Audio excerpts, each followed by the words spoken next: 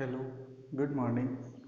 मैं जोगिंद्र यादव अब आपको एक नई एक्सरसाइज पढ़ाने जा रहा हूँ जो है आपकी एक्सरसाइज नंबर 17 सांख्यिकी। इसमें अपन चार चीज़ें पढ़ेंगे और वो जो चार चीज़ें हैं, पहला अपन पढ़ेंगे समांतर माध्य। पहला अपन पढ़ेंगे समांतर माध्य और दूसरा अपन पढ़ेंगे इसके अंदर बहुलक और उसके बाद अपन पढ़ेंगे इसी के अंदर माध्यिका। ठीक है, ये तीन चीज़ें और यहाँ से आपके एग्जाम में एक बड़ा क्वेश्चन जो कि 6 नंबर का है वो ज़रूर आएगा। तो पहले अपन इस 6 नंबर की एक्सरसाइज को कंप्लीट करते हैं। चलिए शुरू करते हैं। अपन बात करते हैं समांतर माध्य के बारे में। तो समांतर माध्य क्या चीज़ है, देखिए चार तरीके से ज्ञात कर सकते हैं समांतर माध्य को। तो जो पहला तरीका है उसमें देखो, जब आंकड़े खुले हों, खुले हों मतलब आपको बारंबारता नहीं दी गई। खुले का मतलब बारंबारता नहीं दी गई, तब जो समांतर माध्य का फॉर्मूला होता है, सूत्र होता है, उसका मान होता है आंकड़ों का योग, आंकड़ों का योग बटे आंकड़ों की संख्या, आंकड़ों की संख्या। अब कैसे, तो देखो इसको एक्स समांतर माध्य को एक्स बार क्या बोलते हैं, एक्स बार। आंकड़ों का योग होता है समीशन ऑफ एक्स, मतलब एक्स की जो भी वैल्यू दी गई उसको अपन क्या कर देंगे, जोड़ देंगे, तो समीशन ऑफ एक्स और आंकड़ों की संख्या n। ये आपका सूत्र आ गया, आंकड़ों की संख्या n। ठीक है, तो यहाँ से क्वेश्चन है, जैसे एग्जाम्पल समझिए कि कोई एक क्रिकेट का खिलाड़ी है और उसने जो है 4 पारियों में रन बनाए, एक में 20, एक में 15, एक में 25, एक में 10, इस तरह से। तो बताइए उसने ओवरेज एवरेज कितने नंबर बनाए, कितने हैं, समांतर माध्य कितने हैं। तो आप क्या करोगे, इन सभी को प्लस कर दोगे। प्लस करने पे कितना आ जाएगा आपके पास, 20 प्लस 15 प्लस 25 प्लस 10, 70। और 70 का किस में भाग दे दोगे, 4 का, क्योंकि 1 2 3 4, तो 70 में 4 का भाग दे देंगे और तब आपका जो है वो आंसर आ जाएगा। उसे अपन बोलेंगे समांतर माध्य। सिंपल सा क्वेश्चन है, एग्जाम में आएगा 1 नंबर के आसपास आएगा यहाँ से, जब आंकड़े खुले हो तब। चलिए एक्सरसाइज शुरू करते हैं। जब अपन एक्सरसाइज शुरुआत करेंगे तो देखिए कौन सी एक्सरसाइज है आपकी, 17.1। एक्सरसाइज कौन सी है, 17.1। इस बात को ध्यान रखें, 17.1 स्टार्ट हो रही है। देखिए क्या है एक्सरसाइज, आपके पास में है कि कोई 10 स्टूडेंट हैं। पहला क्वेश्चन 17.1 का, ठीक है, किसी कक्षा के 10 छात्रों द्वारा, 10 छात्रों द्वारा गणित विषय में, गणित विषय के प्राप्तांक, ठीक है, कितने प्राप्तांक हैं वो देखो, 52 प्लस का 75 प्लस का 40 प्लस का 70 प्लस का 43, फिर प्लस का 40, फिर उसके बाद 65, फिर 32, 65 के बाद 35, फिर 48, फिर 52। ये नंबर हैं जो इन 10 स्टूडेंट्स के नंबर हैं। ये बात आपको समझ में आ गई होगी। ठीक है, जो आपकी एक कक्षा है उसमें 10 स्टूडेंट हैं और 10 स्टूडेंट के जो नंबर हैं जो कि गणित विषय में आए हैं वो ये हैं। कक्षा में गणित विषय के औसत नंबर कितने हैं, देखिए औसत निकालने का, समांतर माध्य निकालने का फॉर्मूला क्या होता है, summation of x upon n. इसका मतलब एक्स बार निकालने का जो फॉर्मूला है समीशन ऑफ एक्स का मतलब 52 प्लस का 75 प्लस का 40 प्लस का 70 प्लस का 43 प्लस का 70 प्लस 65 प्लस 35 प्लस 48 और प्लस का 52। और ऐसे कितने हैं छात्र, छात्रों की संख्या कितनी है 10। तो 10 का अपन क्या कर देंगे भाग। इन सभी को ऐड करते हैं। इनको जब ऐड करेंगे आपके पास वैल्यू आएगी 520। 10 का भाग दे दिया तो x की जो वैल्यू आ गई 52। इसका मतलब जो एवरेज बच्चा है वो 52 नंबर लेके आया है या 52 नंबर के आसपास नंबर उसने प्राप्त किए हैं। ठीक है, तो इस तरह का जो है आपका क्वेश्चन नंबर 1। अब देखिए क्वेश्चन नंबर 2 शुरू करते हैं। क्वेश्चन नंबर 2 क्या कहता है इसके ऊपर अपन बात करेंगे। तो क्वेश्चन नंबर 2, आपके पास में कर्मचारियों की, स्कूल कर्मचारियों की सैलरी है। ठीक है, तो सेकंड क्वेश्चन देखिए, स्कूल कर्मचारियों की सैलरी, कितनी सैलरी है वो आपको दिया हुआ है 1720। उसके बाद आपको दिया हुआ है 1750। उसके बाद आपको दिया हुआ है 1760 और उसके बाद दिया हुआ है 1710। आपसे पूछा है इसका अर्थमेटिक मीन क्या होगा। तो समांतर माध्य निकालने का formula summation of x upon n. समांतर माध्य निकालने का फॉर्मूला 1720 प्लस का 1750 प्लस का 1760 प्लस का 1710 और कितने का भाग दे देंगे, कितने आदमी हैं 1 2 3 4 4। इसका मतलब जब इसको ऐड करेंगे तो ये सब ऐड होके आएंगे आपके पास और 4 का अपन ने भाग दे दिया x बार। जब अपन ने 4 का भाग दिया तो ये वैल्यू आई 17, 4 एकम 4 बजे 4 सत्ते 28, 4 तिया 12 और 4 पंजे 20। ये आ गई x बार की वैल्यू। मतलब जो प्रत्येक कर्मचारी है उसको कम से कम इतने रुपए तो मिलते हैं, कम से कम नहीं एवरेज 1735 रुपए के आसपास जो है तनख्वाह उसकी है। ठीक है, अब आइए क्वेश्चन नंबर 3। क्वेश्चन नंबर 3 क्या कहता है उस पर अपन बात कर लेते हैं।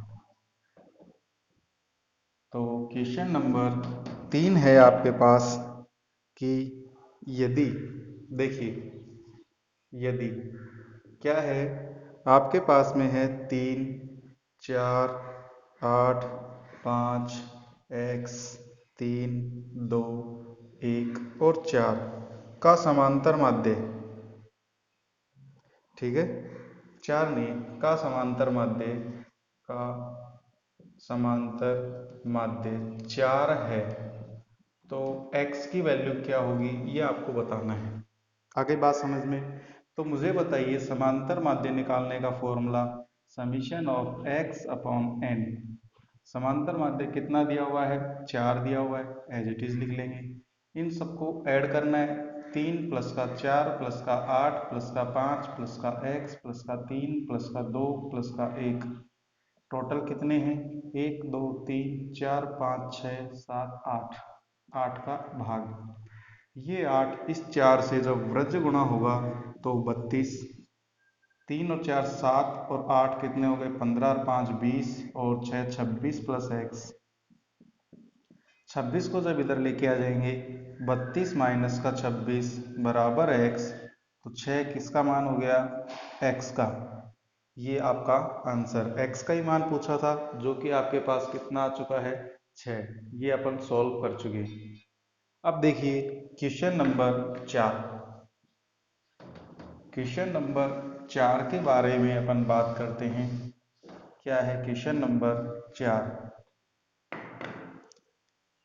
ये है कि आपके पास में क्वेश्चन नंबर 4 है कि 10 क्रिकेटर हैं और उनके इनिंग्स में रन, देखिए एक क्रिकेटर ने 10 पारियों में रन है, क्रिकेटर के 10 पारियों के रन। कितने रन दिए हुए हैं आपके पास में? वो दिए हुए हैं 60, 62, 56, 64, 0, 57, 33, उसके बाद 27, 9 और 71। आपको क्या निकालना है? इनका एवरेज रन, औसत रन। तो औसत रन जब अपन निकालेंगे, औसत रन कितने आए? एक्स बार कितना आया? Summation of x upon n. Summation of x अपने को निकालना है। एक्स की वैल्यू 60 प्लस का 62 प्लस का 56 प्लस का 64, 0, 57, 33, फिर 27, फिर 9 और फिर 71। और इसमें क्या कर देंगे? कितने का भाग देंगे? पारी कितनी है? 10। तो 10 पारियों का है तो 10 का अपन ने भाग दे देंगे। जैसे ही भाग देंगे, आपके पास इन सभी को ऐड करने पे जो संख्या आएगी, प्लस करने पे जो संख्या आएगी, 439 एक्स बार। इसका मतलब एक्स बार की वैल्यू 43.9। ये आपका आंसर समझ में आ गया होगा। ये था आपका क्वेश्चन नंबर 4। अब देखिए और आगे अपन बात करते हैं। सिर्फ प्लस करना है अपने को, जोड़ना है अपने को और भाग दे देना है जितने संख्या हैं उसका। फिर से देखिए आपका क्वेश्चन नंबर 5 वो क्या कहता है उसके बारे में अपन देखते हैं। ये कहता है कि 10 स्टूडेंट हैं, उनके इंग्लिश में जो नंबर आए हैं, देखिए जो पांचवा क्वेश्चन है, 10 स्टूडेंट हैं जिनके रोल नंबर 1 से 10। तो जो पहला स्टूडेंट है उसका नंबर आया है 30, दूसरे के आए हैं 28, फिर आए हैं 32, फिर 12, फिर 18, 20, 25 और उसके बाद 15, उसके बाद 26, उसके बाद 14। समझ में आ गया होगा। तो ये 10 छात्रों के नंबर हैं किसमें? अंग्रेजी विषय में। तो अब आपके पास में औसत निकालें इनका। तो औसत क्या आ जाएगा आपके पास में? एक्स बार, औसत की वैल्यू क्या होती है? X bar summation of x upon N. X bar की वैल्यू मुझे बताओ कितना हो जाएगा? 30 plus 28 plus 32 plus 12 plus 18 plus का 20 प्लस का 25 प्लस का 15 प्लस का 26 और प्लस का 14 और भाग दे देंगे किसका? 10 का। जैसे इन सबको ऐड करेंगे, इन सभी को ऐड करने पे जो आएगा वो आएगा 220। 10 का भाग दे दिया, x बराबर 22। इसका मतलब हर छात्र को एवरेज 22 नंबर आए हैं, जो किस में आए हैं? अंग्रेजी विषय में। देखिए समझ लीजिए वापस कि ये 10 छात्रों के अंग्रेजी विषय के नंबर हैं और उसका एवरेज अपन ने निकाला है। अब आइए क्वेश्चन नंबर 6 के ऊपर। क्वेश्चन नंबर 6 क्या कहता है, अब उस पर अपन बात कर लेते हैं। देखिए क्वेश्चन नंबर 6 कहता है, क्वेश्चन नंबर 6 कहता है कि किसी पुस्तकालय से 10 दिनों में, किसी पुस्तकालय से 10 दिनों में पुस्तकों की बिक्री कितनी है आपके पास में? ये है 300, 405, 455, 489, 375, उसके बाद 280, 418, 502 और उसके बाद 300, उसके बाद 476। ये चार है, 476। ठीक है। अब आपको क्या निकालना है कि प्रतिदिन औसत कितनी पुस्तक। देखो पहले दिन 300 पुस्तक बिकी, दूसरे दिन 405, तीसरे दिन 455, चौथे दिन 489, ऐसे 10 दिनों तक ये पुस्तकों की बिक्री है। प्रत्येक दिन पुस्तकों का औसत विक्रय या प्रतिदिन, प्रतिदिन औसत विक्रय। देखो कितना आया, एक्स बार की वैल्यू कितनी आ गई, summation of x upon n. Summation of x की जो वैल्यू है क्या है, 300 प्लस का 405 प्लस का 455 प्लस का 489, उसके बाद 375, उसके बाद 280, उसके बाद 418, उसके बाद 502 प्लस 300 और प्लस 476, और इनको अपन क्या कर देंगे ऐड। कितने दिनों की है, 10, तो 10 का भाग। इन सभी को ऐड जब करेंगे तो वैल्यू आएगी 4000। 10 का भाग दे दिया तो प्रतिदिन औसत पुस्तकों की बिक्री कितनी आ गई, 400। ये आपका आंसर। समझ गए होंगे, इन सबको जोड़ने पे 4000, 10 का भाग दे दिया 400, तो प्रतिदिन 400 पुस्तकों की बिक्री होती है, ये आपको पता चल गया। अब चलिए अपन बात करते हैं आगे क्वेश्चन नंबर 7 पे। क्वेश्चन नंबर 7 क्या कहता है, देखिए।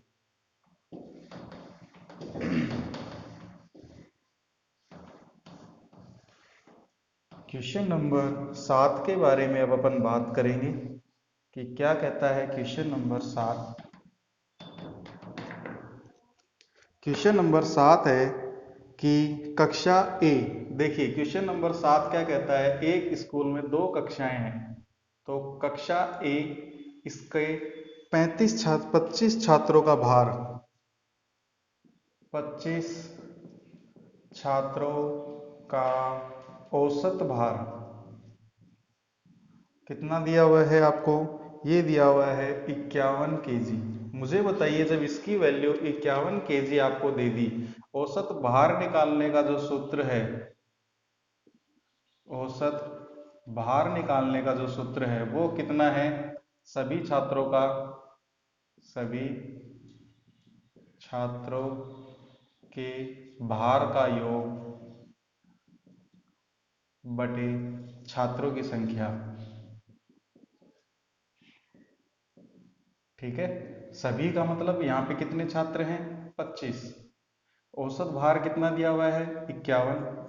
सभी छात्रों के भार का योग मतलब 25 छात्रों के भार का योग, 25 छात्रों के भार का योग कितना दिया हुआ है आपको, छात्रों की संख्या कितनी है, 25। अब जैसे ही अपन ने इसको सोल्व किया, क्या आ गया, 25 छात्रों के भार का योग कितना आ गया, 51 गुणा में 25 और वैल्यू। जैसे ही 51 को 25 से गुणा करेंगे आपके पास एक वैल्यू आएगी। इसी तरह से ये कौन सी थी, कक्षा ए। ऐसे ही आपके पास कक्षा बी, बी का मतलब दूसरा सेक्शन, कितने छात्रों का दिया हुआ है आपको, ये दिया हुआ है 35 छात्रों का। तो कक्षा बी के अंदर मैं डायरेक्ट अब ये वाली लाइन लिख रहा हूं, एज इट इज जो ये लाइन है वही लिख रहा हूं, 35 छात्रों के भार का योग। देखो 35 छात्रों के जो भार का औसत था वो 54 दिया हुआ था, कितना दिया हुआ था, 54।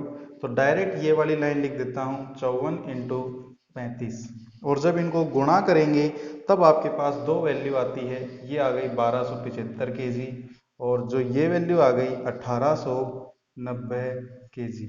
इनको गुणा करने पर देखिए 35 छात्रों का औसत भार 54 दिया हुआ था, औसत भार 54, वापस यही सूत्र लगाते, यही चीज आती, और जैसे ये 25 छात्रों के भार का योग आया, 35 छात्रों के भार का योग आ गया। आपसे क्या पूछा है, दोनों कक्षाओं में 60 छात्रों का भार, औसत भार, तो दोनों कक्षाओं में 60 छात्रों का औसत भार। मुझे बताइए 60 छात्रों का औसत भार एक्स बार, 25 छात्रों का तो कितना है 1275, प्लस 35 छात्रों का कितना है 1890, और टोटल अब छात्र कितने हो गए आपके पास, 25 छात्र तो ये हो गए आपके पास 25 छात्र, और इसके कितने हो गए 35, 25 और 35 कितने होते हैं 60, तो दोनों को ऐड करके 60 का अपन ने भाग दे दिया, तो इनको जब ऐड करेंगे ये वैल्यू आ जाएगी 5, ये इसको ऐड किया 6, इसको ऐड किया 1 और 3, 60 का अपन ने भाग दे दिया, ये करीब करीब आ गया 52.75 kg के आसपास एक्स बार की वैल्यू आ चुकी। आ गई होगी आपको बात समझ में। दोबारा समझने की कोशिश कीजिए। 25 छात्रों का औसत भार 51 kg दिया हुआ है। औसत का सूत्र क्या होता है? 25 छात्रों के भार का योग और छात्रों की संख्या। औसत भार कितना दिया हुआ है? 51। 25 छात्रों के भार का योग, छात्रों की संख्या कितनी है? 25। ये 25 इस 51 से वज्र जब गुणा होगा तो 25 छात्रों के भार का योग आ जाएगा, जो कि 1275। इसी तरह से जो सेक्शन बी है, कक्षा बी है, उसमें 35 छात्रों का औसत भार 54 दिया हुआ था। तो 54 दिया हुआ था तो 35 छात्रों के भार का योग सेम इसी तरीके से कितना आ जाएगा? 54 इंटू 35, 1890। अब दोनों कक्षाओं में टोटल कितने छात्र हो गए? 25 और 35, 60। और 60 छात्रों का चाहिए तो 25 का योग इतना है, 35 का योग इतना है, दोनों को ऐड कर दो, 60 का भाग दे दो, आंसर आ जाएगा। ये था आपका क्वेश्चन नंबर 7। अब देखिए आगे अपन बात करते हैं।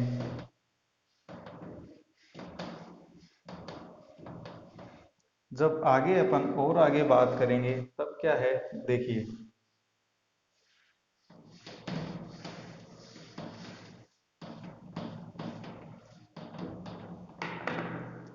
ये है आपके पास क्वेश्चन नंबर 8। क्वेश्चन नंबर 8 क्या कहता है कि 5 अंकों का जो औसत है, द मीन ऑफ 5 अंक 18। देखिए 5 अंकों का औसत कितना दिया हुआ है? 18। और औसत निकालने का सूत्र क्या होता है? x बार बराबर 5 अंकों का योग। 5 का ही दिया हुआ है इसीलिए अपन ने लिखा है 5 अंकों का योग। और अंकों की संख्या, अंकों की संख्या कितनी है? 5 अंक ही तो है। इसका मतलब 18 और 5 अंकों का योग, और बटे में क्या है? 5। 18 को 5 से गुणा करेंगे, 18 पंजे 90, तो 5 अंकों का योग 5 जब 18 से गुणा होगा तो 18 पंजे 90, समीकरण 1। अगर एक अंक निकाल दिया जाए, if one number is excluded, निकाल दिया, अब हम कितने रह गए? आपके पास 4। एक अंक निकालने पर, एक अंक निकालने पर, तो एक अंक जब निकाल लिया तो शेष 4 अंकों का औसत, शेष 4 अंकों का जो औसत है वो कितना है आपके पास? 16। इसका मतलब वापस x बार क्या हो जाएगा? 4 अंकों का योग, ठीक है, बटे अंकों की संख्या कितनी है? 4। इसकी वैल्यू कितनी है? 16। 4 अंकों का योग, और क्या आ गया आपके पास? 4। 4 जब इससे गुणा होगा तो 4 अंकों का योग आ जाएगा। 4 अंकों का योग कितना आ गया? 16 गुणा 4, 64। समझ गए होंगे। ये समीकरण 2। देखिए बोर्ड पे ध्यान दीजिए, 5 अंकों का योग कितना है? 90। 5 अंकों का योग कितना आया? 90। एक अंक अपन निकाल चुके, अब 4 अंकों का योग कितना आया? 64।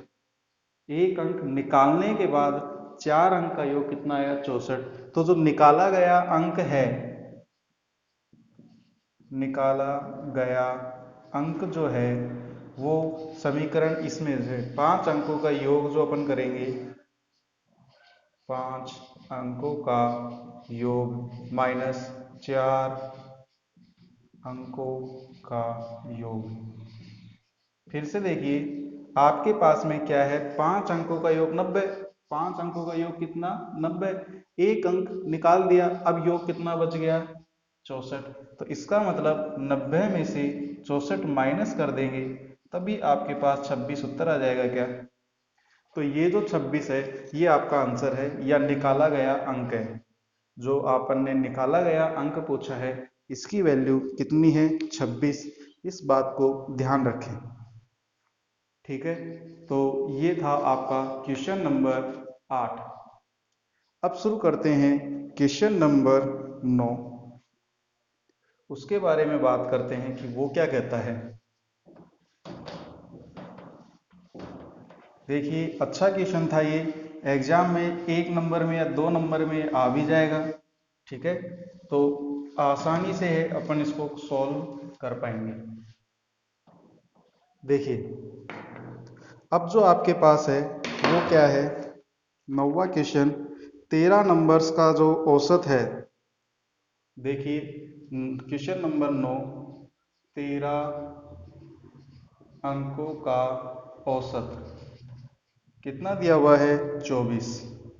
ठीक है, तो मुझे बताइए इसका मतलब आपके पास में औसत का जो सूत्र है कितना होता है, 13 अंकों का योग। 13 अंकों का योग, देखो 13 अंक कैसे होंगे, मान लो वो अंक है x1 plus x2 plus x3 और इस तरह से जुड़ते जाएंगे x13 तक, क्योंकि 13 ही अंक है और भाग किसका देंगे, 13 का।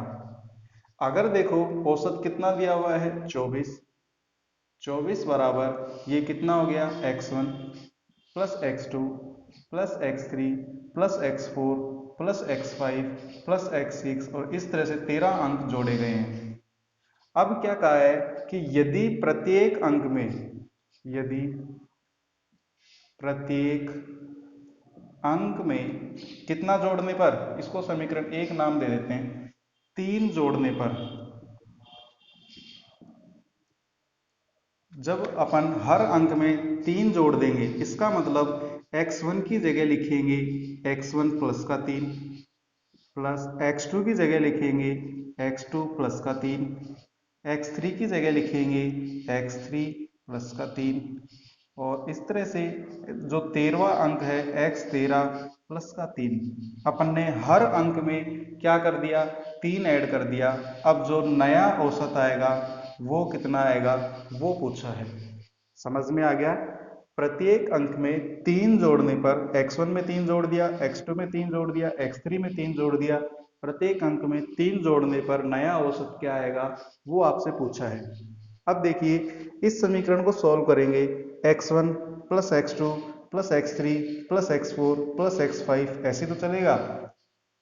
तब नया औसत x बार जो आया x1 plus x2 plus x3 और इस तरह से कितना चलेगा आपके पास में x13 तक।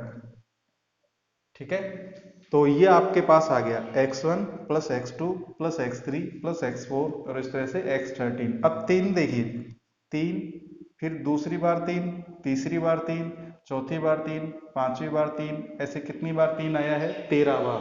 तो 3 जब 13 बार आया है तो उनका जो सम होगा 3 गुणा 13, भाग किसका देंगे, 13 का। समझिए, 3, 3 को 2 बार जोड़ा 6, 3 बार जोड़ेंगे तो 9, 4 बार जोड़ेंगे तो 12, 5 बार जोड़ेंगे तो 15। इसी तरह से 3 को 13 बार जब ऐड करेंगे तो अंक आएंगे 39। दोनों को अलग अलग कर लीजिए, ये आ जाएगा आपके पास x1 plus x2 plus x3 और इस तरह से x13 बटे 13। इधर अलग कर लीजिए, 13 3 39 बटे 13, दोनों के साथ मैंने क्या कर लिया, अलग अलग। और इसकी वैल्यू आपको समीकरण 1 से क्या दी हुई है, 24। इसकी वैल्यू समीकरण 1 से कितनी दी हुई है, 24 और 13 3 39 3, तो नया जो औसत आ गया वो कितना आ गया, 27। ये बात याद रखें। ठीक है, ये वैल्यू कहाँ से रखी है अपन ने, समीकरण 1 से। तो कहने का मतलब क्या है कि यदि प्रत्येक संख्या में कोई भी अंक जोड़ा जाए तो जो समांतर माध्य पहला दिया हुआ था और नया समांतर माध्य वही अंक जोड़ के, कितना अंक जोड़ा था, 3। प्रत्येक संख्या में कितना जोड़ा था, 3, तो समांतर माध्य में भी 3 जोड़ दो, आपके पास आ गया 27। अगर घटाया जाए के लिए कहे तो घटाने के लिए अगर 3 घटा देते तो आपके पास कितना आता, 24 माइनस 3 करेंगे तो 21। ये बात याद रखिएगा। अब आप क्वेश्चन नंबर 10 देखिए, बहुत इंपॉर्टेंट क्वेश्चन है ये 9, इसकी बात प्रैक्टिस कीजिएगा, समझने की कोशिश कीजिएगा। अब क्वेश्चन नंबर 10 अपन देख लेते हैं कि ये क्या कहता है। इस एक्सरसाइज का लास्ट क्वेश्चन है ये, क्वेश्चन नंबर 10। देखिए, एक मंथली सैलरी है 5 एम्प्लॉयज़ की स्कूल की 3000। After retirement 1 employ average salary हो जाती है, देखिए कितनी हो जाती है, 3200। What was the salary of retired. देखिए 5 एम्प्लॉयज़ हैं, 10वां जो क्वेश्चन है उसमें 5 कार्मिकों का औसत वेतन, औसत वेतन कितना है, 3000। औसत निकालने का सूत्र x बराबर कितना होता है, वेतन का योग बटे में कितने हैं, वेतन का योग कितने कर्मिक हैं, 5। कितना दिया हुआ है आपके पास में, 3000। तो इसका मतलब ये आ गया आपके पास 3000 और वेतन का योग इंटू 5। तो पांचों क्रमिकों की वेतन का योग कितना आया, 3000 और इंटू में 5 कितना आ गया, 15000। ये आपकी समीकरण 1। अब क्या कहता है, एक कार्मिक रिटायर हो चुका। जब एक कार्मिक रिटायर हो गया इसका मतलब अब कितने बचे, 4। तो 4 कार्मिकों का औसत वेतन, औसत वेतन कितना हो गया, 3200 रुपये। कितना हो गया, 3200 रुपये हो गया रिटायर होने के बाद। तो एक्स बार कितना आ गया, वेतन का योग और भाग किसका देंगे, 4 का। वेतन का योग ठीक है कितना आ जाएगा, 4 कार्मिक के वेतन का योग कितना आ गया आपके पास में, ये कितना था आपके पास 3200 गुणा में 4 कितना हो जाएगा, 4 दूनी 8, 4 तिया 12, 20, 12,800 रुपये। ये समीकरण नंबर 2। देखिए जब आपके पास में 12 क्रमिक थे, जब 15,000 थे, अब ये इतने हैं। आपसे पूछा है जो रिटायरमेंट हुआ है उसकी सैलरी, तो सेवानिवृत्त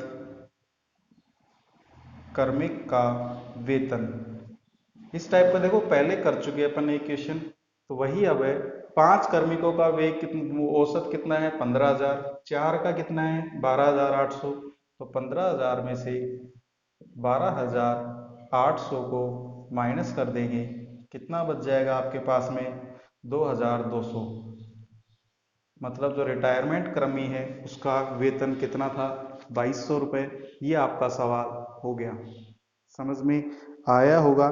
क्योंकि आपके पास 5 जनों को जब 15,000 रुपये देते हैं, 4 जनों को जब 12,800 रुपये देते हैं, तो जो जो पांचवा जना रिटायर गया कितने पैसे बचे, 2200 रुपये। मतलब वो कितने रुपए लेता था, 2200 रुपये।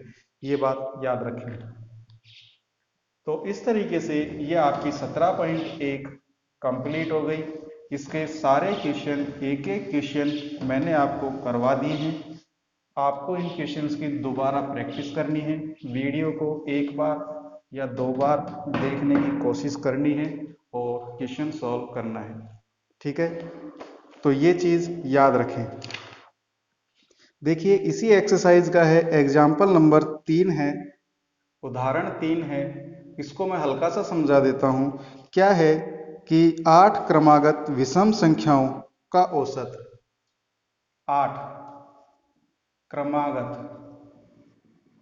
विषम संख्याओं का औसत, विषम संख्याओं का औसत कितना दिया हुआ है आपको, आपको दिया हुआ है 16। आपको नंबर निकालने हैं, ठीक है। मान लो पहली संख्या है x, तो दूसरी संख्या देखो x के बाद 1 जोड़ेंगे, ये विषम संख्या है। जैसे 3 मान लो, 3 में 1 जोड़ते हैं तो 4 आता है, वो सम हो जाती है। कितना जोड़ेंगे, 2। दूसरी संख्या x प्लस 2, तीसरी x प्लस 4, चौथी हो जाएगी x प्लस 6, फिर हो जाएगी x प्लस 8, फिर हो जाएगी x प्लस 10। कितनी संख्या है, 1 2 3 4 5 6। और उसके बाद हो जाएगी x प्लस 12, और x प्लस 14, ये 8 संख्याएं हो जाएंगी जो कैसी हैं, विषम संख्याएं हैं। पहली x है, दो जोड़ दिया तो दूसरी आ गई, चार जोड़ देंगे तो चौथी आ गई, और इनका औसत इन सभी को जोड़ के 16 का, इन सभी को जोड़ देंगे, x plus x plus 2 plus x plus 4 plus x plus 6 plus x plus 8 plus x plus 10 plus x plus 12 plus x plus 14, और कितने का भाग दे देंगे, 8 का, क्योंकि कितनी संख्याएं हैं, 8, और किसके बराबर है, 16 के। और जब इसको सॉल्व करेंगे, इसकी कैलकुलेशन करेंगे, तो आपके पास x की वैल्यू आ जाएगी, वो संख्याएं आ जाएंगी। मैं डायरेक्टली लिख देता हूँ, आपके बुक में जो x की वैल्यू आएगी वो 9 आएगी, ये याद रखिए। ठीक है, आपको कुछ भी नहीं करना, ये x x x x 8 बार ऐड किया हुआ है, उसके बाद में ये 2 4 6 6 12 और 6 18, 10 28 और 40, और ये कितने हो गए, 54, और 16 को 8 से गुणा करेंगे, उसमें से 54 माइनस कर देना, 8 का भाग दे देना, आपके पास वैल्यू आ जाएगी। ठीक है, तो ये थे आपके एक्सरसाइज 17.1 जो अपन कर चुके। अगली एक्सरसाइज पढ़ेंगे अपने नेक्स्ट वीडियो में, तब तक के लिए बाय बाय, और थैंक यू।